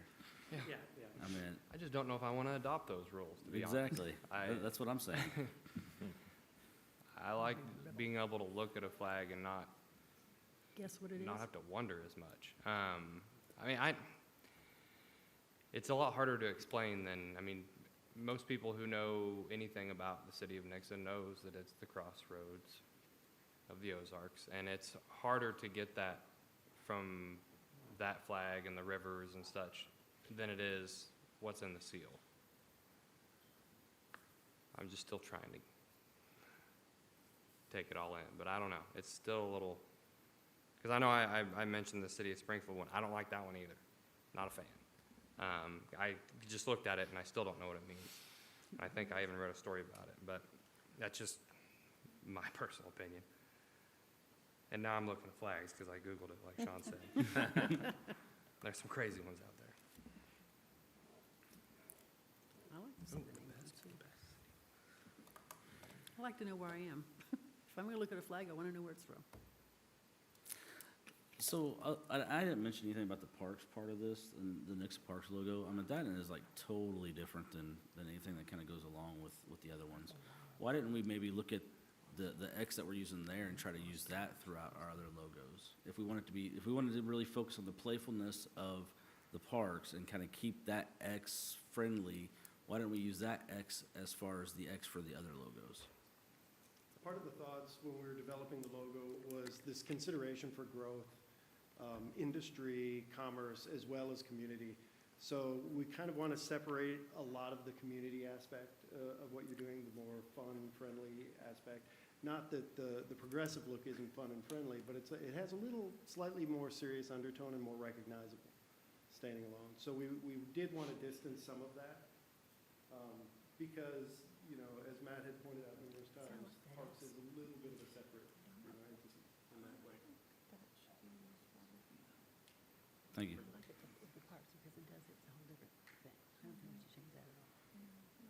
Well, it's kind of like the utilities, they still have a check mark on theirs, which kind of differentiates a little bit. Totally get that. Yeah. So totally the understand parks is that. kind of the same way with But their, the parks doesn't even remotely resemble the new logo that we're looking at. Well, it's the same font, right? Same color scheme. It's not as bold. It's, I mean, yeah. He said there's a different color of blue. He said there's different font. I mean, it's not even remotely close. There was a long discussion about kind of which elements to keep and which ones to evolve. And I think we end up following on, staff's recommendation was to adopt this set where we're maintaining the park's existing kite and that X, but just kind of updating the font and just kind of doing minimal kind of evolution to their existing brand name because it's already so well known around town. But we also didn't feel like the kite or the X that's within their kite was suitable for the rest of the city's missions, if that makes sense. Right.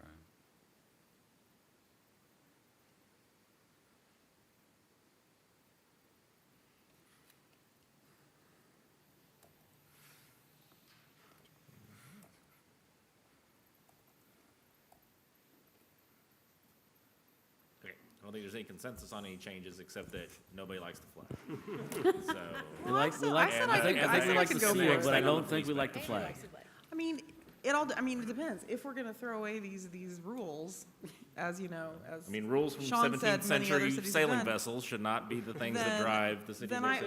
The American Vexillological Association is still alive and well, and they still Yeah. advocate for these rules. That's the thing. I mean, if we're gonna follow those rules, then Maybe at the next meeting, there'll be some I'm okay with vexillologists this who come flag. in here If and we protest. decide and want not us to, then I could see maybe trying the seal on it or something, but You could just take the you old could, X you could and take use it. you could take the chevrons and open them up and put the seal in the center or something. I don't know.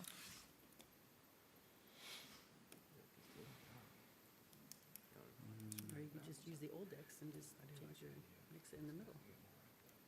Yes. I think Ms. Graham had a wonderful idea. Why don't you What? think on these things some more, and we will discuss it at our retreat. What'd I or say? Workshop, that we should How you do it talking at our about- workshop. Oh, the workshop, okay. That's good. Yeah.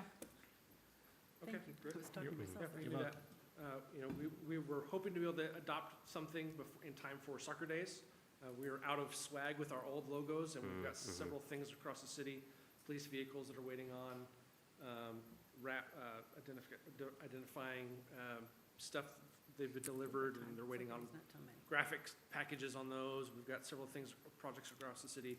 Some folks are needing uniforms and things like that. So we are in need of deciding something relatively soon on. I don't think we had any what we specific, wanna go, specific but- changes for the generic one or the utility ones or any of that.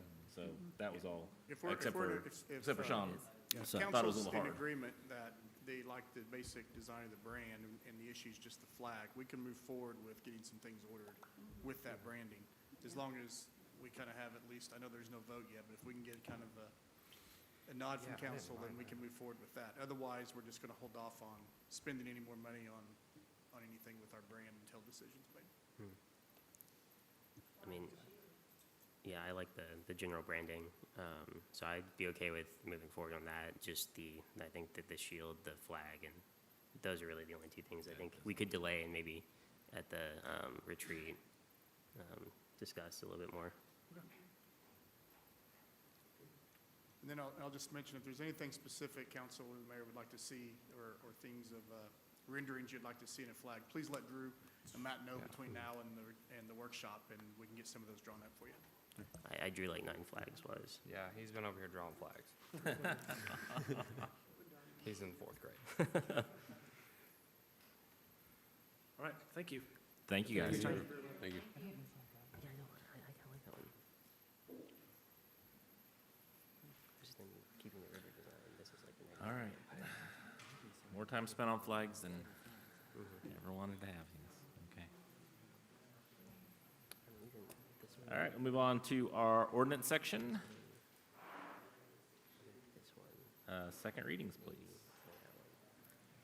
Second reading, Council Bill number 2022-031, an ordinance of the Council of the City of Nixa authorizing the mayor to execute a franchise agreement, lease agreement, and operations and maintenance agreement, and other related agreements with the Missouri Joint Municipal Electric Utility Corporation to facilitate the transfer of certain electric transmission assets to said corporation. First, what do you think of the flag? I'm sorry? First, what do you think of the flag? I wish I had, I don't know.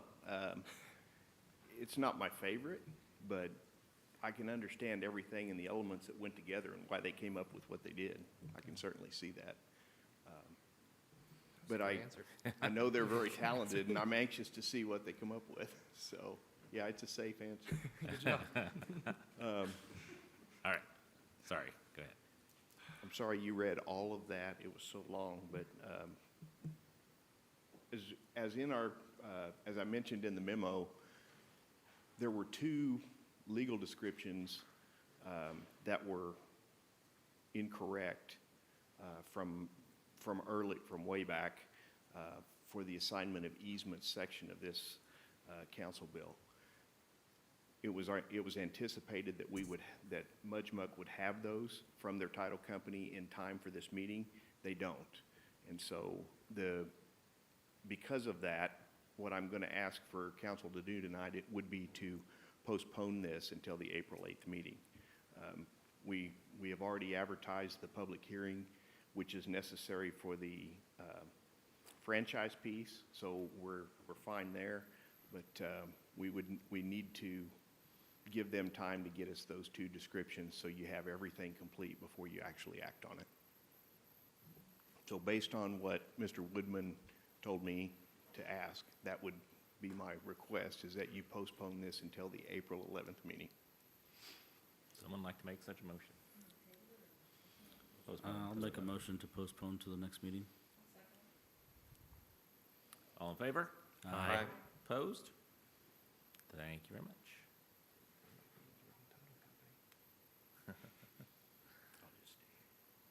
All right, we'll move on to the next one. Second reading Council Bill number 2022-032, an ordinance of the Council of the City of Nixa granting a franchise to operate a natural gas distribution system within the city to Spire, Missouri Incorporated. This bill, if approved, would grant Spire, Missouri Incorporated, formerly Missouri Gas Energy, a franchise to use the public rights-of-ways for their gas distribution system in Nixa. They've had one for many, many years in the past. This franchise would give them the permission and privilege to use our right-of-way to construct and maintain all the necessary infrastructure to operate that utility. In turn, the franchise provides for compensation to the city in the amount of 5% of their gross receipts. And as set forth in the charter, this can only be done for 20 years. And so because of the investment of a utility, they ask for, of course, obviously the full length of it, the full length of time that they could possibly get. They'd love to have one without an end, but we need to review that from time to time. Spire has and continues to be a good utility partner with us. We haven't identified any violations that of any time on the current franchise, and so our recommendation is to pass this bill. Any questions? Do they do combined billing anywhere? I'm sorry? Does Spire do combined billing anywhere, where they would let us bill for them so that you only got one bill? I doubt it. Won't hurt to ask, I'll ask, but honestly, I don't know if they would or not, but we can certainly ask. That'd make for a really large utility bill. Yeah, you know, the whole, you like it split up into multiple little chunks, right? Okay. Huh? Do we have to be on the same billing cycle? I don't know. It's a good question. I will add, I'm sorry? we used to sign people up for the gas service, and we got paid for that. Yep. I did that when I first started. People would come in, sign up for gas service, and I would do that and turn them in at the end of the day. Oh, yeah. I mean, I had one where I had a renter that didn't change theirs for a year. They moved away and forgot to change it from one person to the other, and Spire doesn't pay too much attention. So yeah, it'd be a useful thing if it was possible. But yes, I do get the idea of you don't want one great big huge combined bill. I think they are somewhat I think offset. we got paid per person that signed up, and then they didn't want to pay that anymore. All right, we'll open a public hearing. If you'd like to speak to this item, you can do so at this time. And I will close the public hearing. Any further discussion? Nope. Motion to approve. So made. Second. Roll call, please. Aaron Peterson, Yes. Darlene Graham, Yes. Amy Hookstrat, Yes. Sean Lucas, Yes. Justin Orr, Yes. Jared Giddens. Yes. No,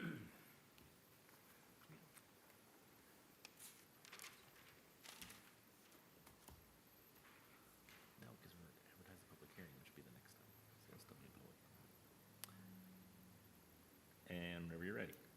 Second reading Council Bill number 2022-033, an ordinance of the Council of the City of Nixa authorizing the city administrator to execute a contract with the Missouri Highways and Transportation Commission to provide federal surface transportation block grant funding for certain improvements on North Main Street.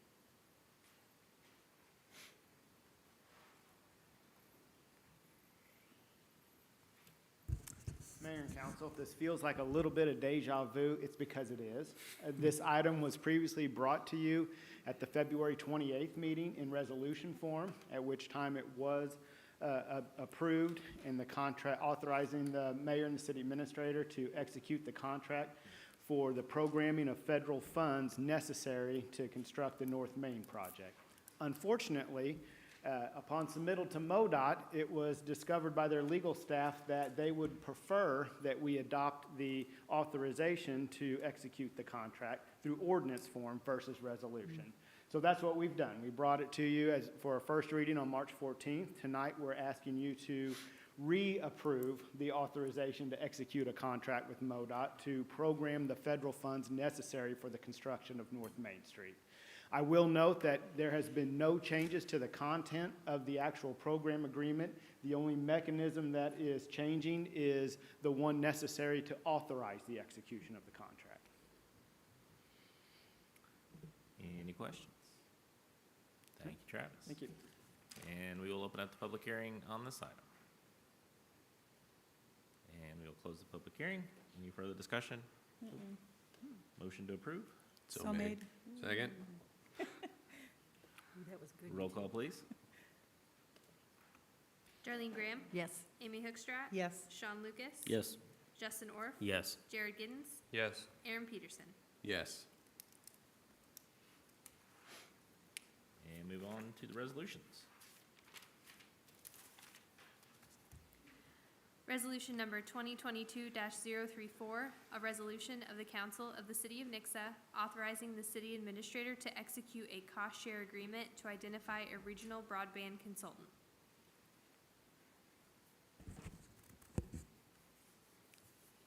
All right. Mayor, Council, I think that we could probably all agree that the need for high-speed broadband across our community continues to rise. And I know over the years, the city of Nixa has looked at a lot of options to provide high-speed internet to our citizens or to the home and businesses alike. Each time, at one point, I know several years ago, we even looked at possibly doing our own fiber network. Obviously, those costs came in relatively high, higher than what we could afford. Well, I can tell you we're not alone in that endeavor.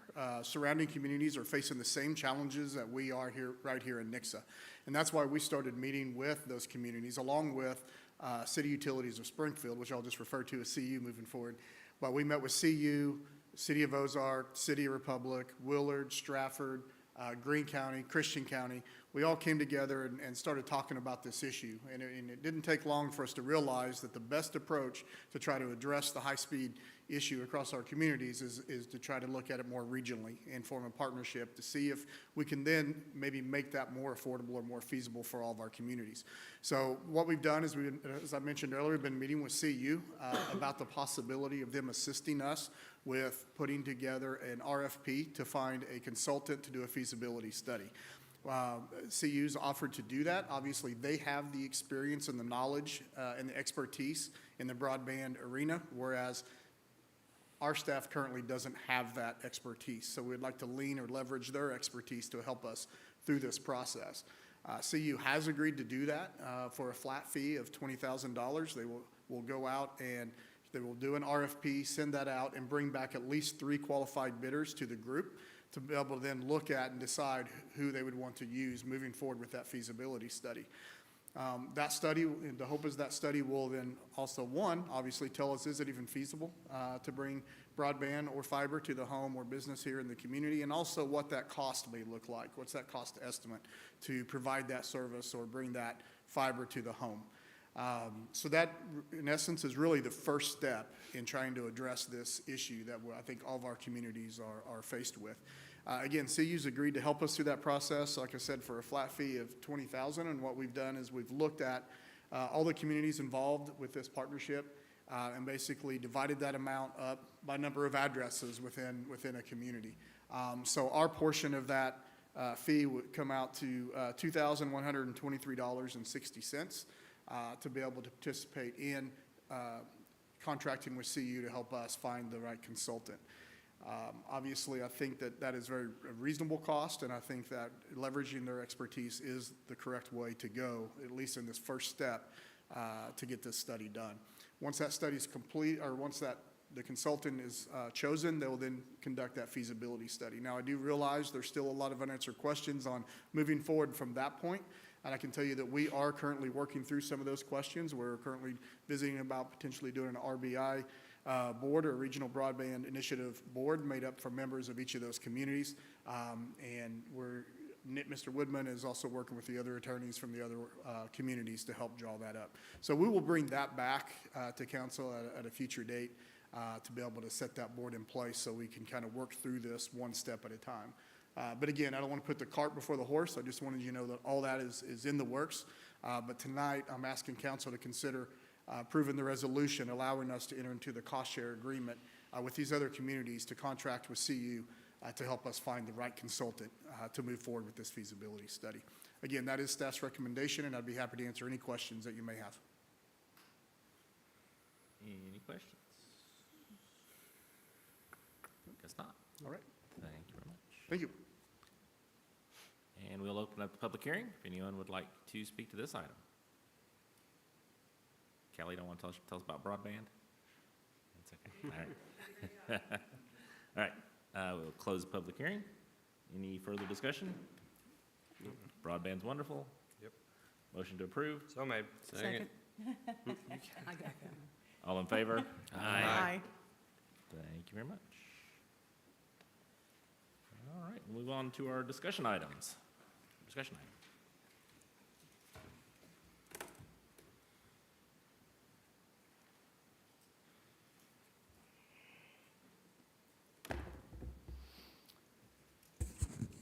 Mayor and council, as requested, staff's investigated operations and responsibilities of quite a number of municipal traffic conditions or commissions or advisory boards. And we kind of looked, of course, locally, but we've also reached out as far.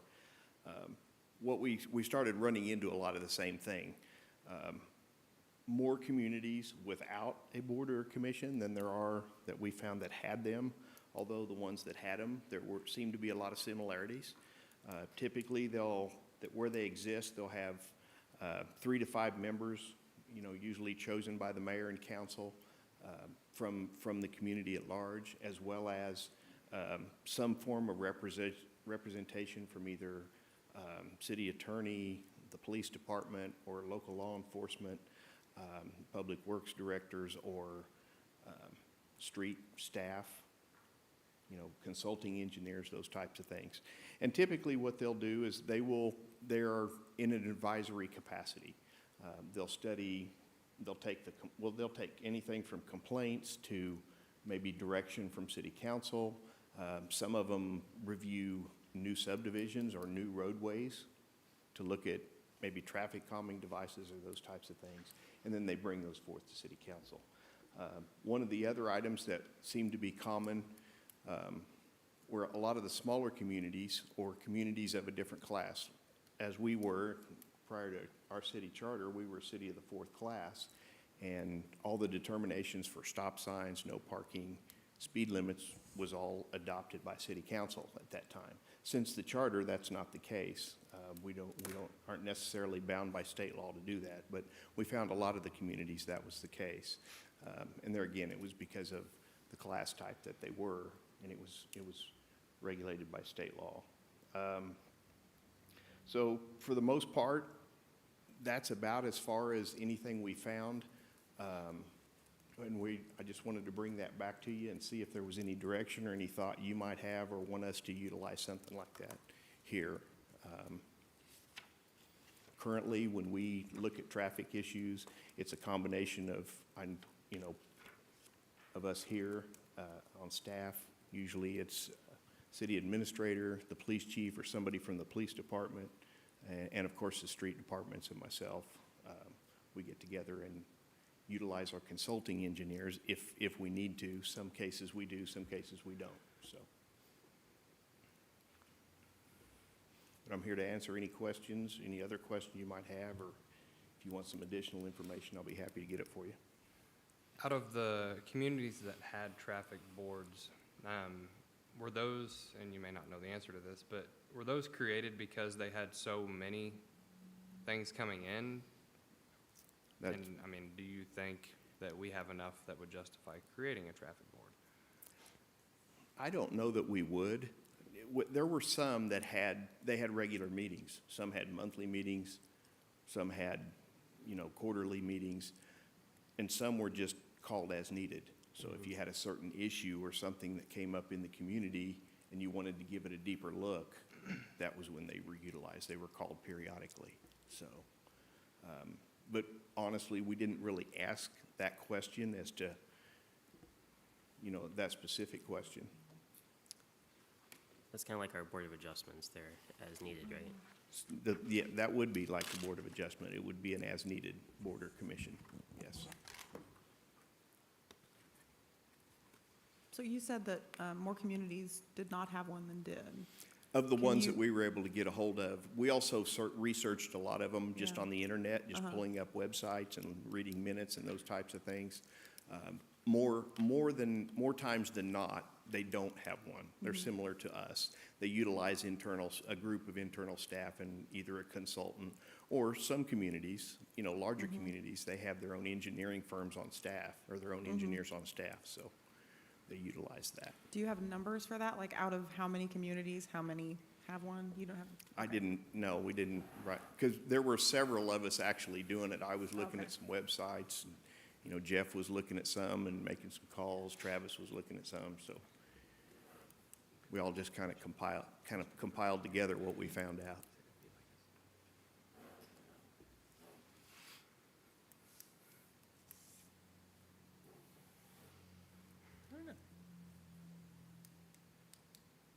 Any thoughts one way or the other?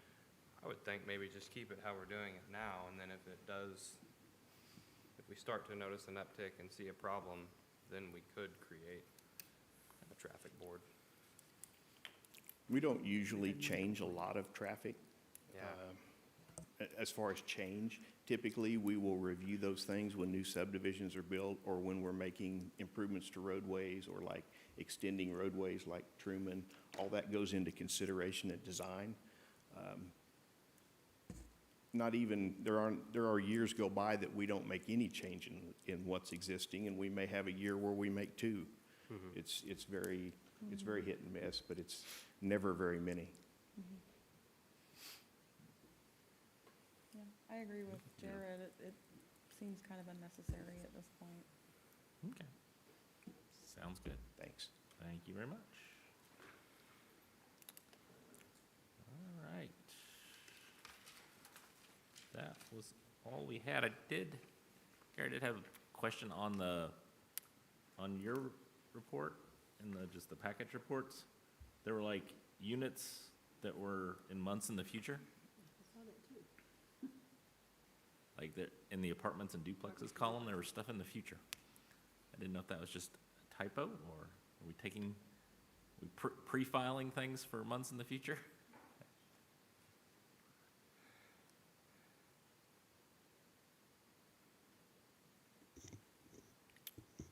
Apologize, I don't see that.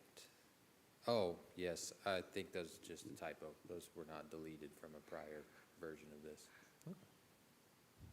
And then where are the 98 apartment units? Those are the Walker Heights apartments, which will be located at the southeast corner of Tracker and Main. Okay.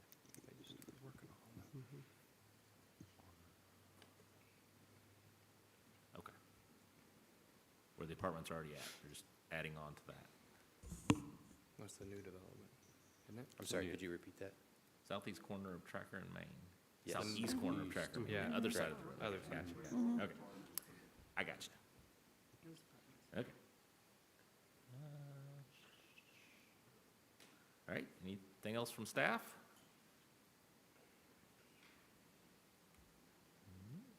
No. Anything else from? Just a couple things, if you've, downtown revitalization committee is having their get-together coming up, so if you need tickets for that, make sure you let Becca know as soon as possible, because we do have to purchase those ahead of time. Yeah. Oh, I didn't even think about the city buying those tickets. I just bought my own tickets. I bought my own as well. And I think that the city will be, a couple of members from the city will be speaking. I think the mayor and Mr. Tyson as well. Cool. All right, anything else from council? I will say that Amy and I have already received Yeah, an I was- email I of was someone gonna bring who that up. loves the flag. Yeah, he was So- watching the live stream and he Yep, says, he loves it, and he loves all the wants to designs, fly it especially tomorrow, the so- flag. He Yeah. wants to fly it outside his house right now, and he said, the only thing I'd say is please, please, please don't put words on it. It's perfect. Yeah. So Okay. there you go. There's that perspective. Yeah, Well, I always think of the rivers being on the north and the south, so really the blue bars should be on the top and the bottom. I mean, the rivers are surrounding us, but they yeah. didn't look, That yeah, I would- understand. Yeah. And then the other thing is, I believe it's this Saturday at 10 a.m. I do realize it's in Ozark, but they're doing a ribbon cutting for, like, down at the Christian County Courthouse area, Town Square down there. So it looks like it'll be pretty cool. 10 o'clock. I have to play in a golf tournament or I'd be there. Have to. Have to, yeah. Well, Well, they did a much better job of advertising it this time. So Yeah. Mr. Russell won't be as mad at them for Yeah. not advertising. Yes. All right, anything else? Yeah, I have a couple things. I wanted to just thank and congratulate Cindy on another great LEAD event that we had last week. It wasn't quite as well attended as the first one, but I thought it went really well and once again had very interesting, thought-provoking discussion. So, and that's, you know, that's kind of the idea, so that's good. I also just wanted to kind of give a thank you to the community. There's a group on Facebook called Nixa Share, and it's a group where people post either asking for or offering things for free. And a few days ago, a woman posted who she and her husband and 2 sons have arrived in Nixa from Ukraine, and posted, you know, all they had with them was some clothing. And they have an apartment, but they don't have any, you know, anything.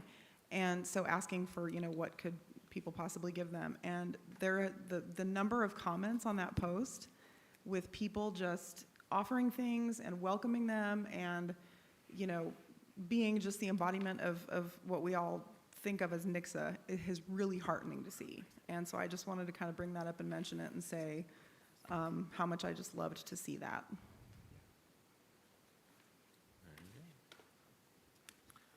All right, if there's nothing else, Mr. Peterson.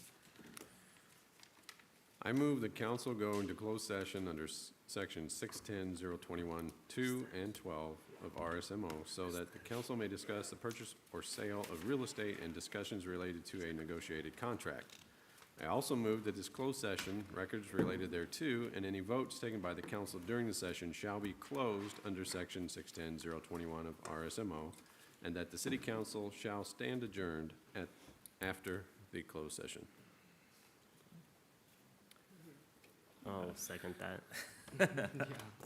Roll call, please. Amy Hookstrat, Yes. Sean Lucas. Yes. Justin Orth, Yes. Jared Giddens, Yes. Aaron Peterson, Yes. Darlene Graham. Yes.